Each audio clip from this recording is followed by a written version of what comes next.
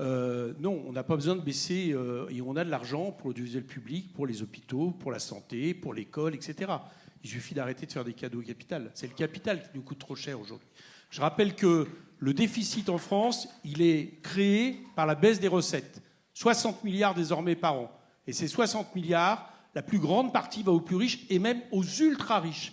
Donc première chose qu'on peut dire, et ce que je vous dis là, et même le fait qu'ils l'admettent eux-mêmes, il n'y a pas très longtemps, j'ai fait une commission d'enquête, Attal arrive, il dit oui, contrairement à ce qu'on dit, ce n'est pas les dépenses publiques qui ont augmenté, c'est parce qu'on a perdu des recettes. Alors ça, c'était un bon début, sauf qu'après, il dit j'ai pensé matin, midi et soir pour résoudre la question, à savoir comment on baisse les recettes. Bon, ça c'est véridique, vous pouvez vérifier. Bon. Mais donc, cette question-là, elle est valable pour tout. Alors, sur l'audiovisuel public, moi je crois qu'il y a 3 raisons de leur attaque. La première, quand même, à court terme, tout de suite, c'est des économies, effectivement. D'accord ? C'est-à-dire exactement l'inverse de ce que dit ce matin Rachida Dati dans Le Parisien. J'ai vu, elle dit c'est pas du tout un problème de budget. Bah si, c'est un problème de budget. Voilà.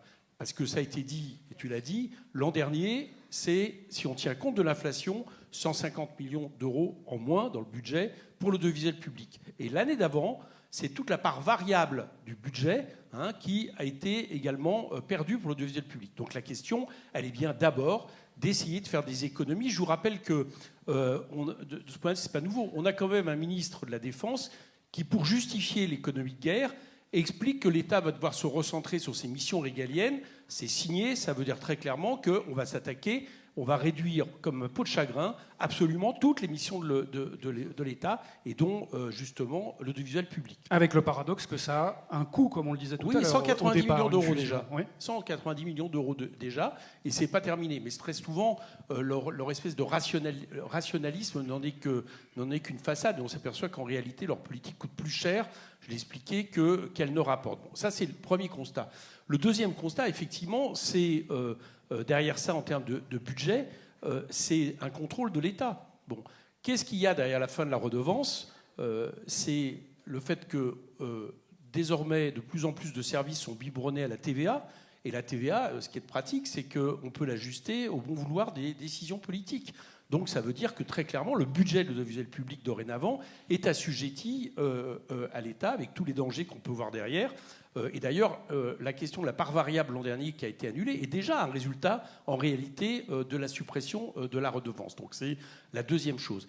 Et puis la troisième chose, mais qui en découle, c'est le choix idéologique dont tu parlais, c'est que si on ajoute politique d'austérité menée pour l'audiovisuel public, je vous fais remarquer d'ailleurs que les arguments, c'est les mêmes qui nous ont servi pour les hôpitaux.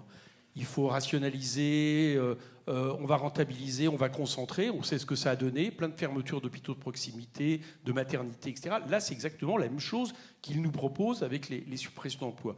Mais si on voit la baisse des dépenses publiques, si on voit le fait que désormais l'audiovisuel public serait assujetti à la TVA, donc au bon vouloir des décisions politiques, le troisième point, effectivement, qui est très inquiétant, c'est que du temps de l'ORTF, on avait un président de la République qui disait qu'il était trop vieux pour devenir un dictateur.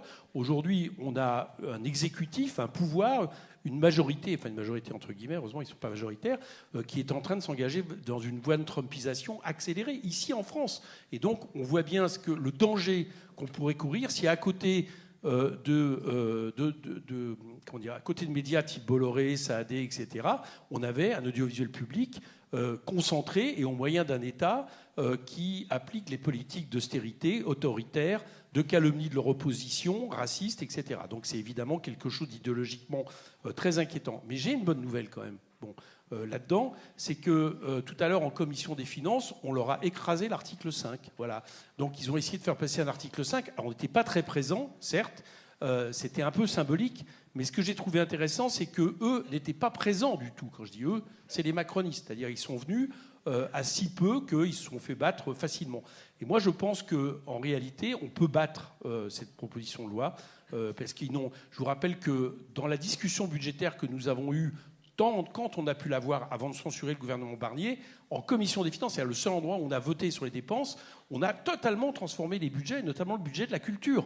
Donc il y a une majorité disponible, à mon avis, pour battre cette proposition de loi. Bon, faut-il encore, effectivement, le RN pour l'instant s'abstient. Alors ils s'abstiennent parce que pour eux, de toute façon, ça les concerne que moyennement. Donc j'espère qu'ils n'auront pas la logique que tu as donnée, c'est-à-dire l'idée de se dire que tant qu'à faire, autant unifier tout ça, ça sera plus facile à privatiser.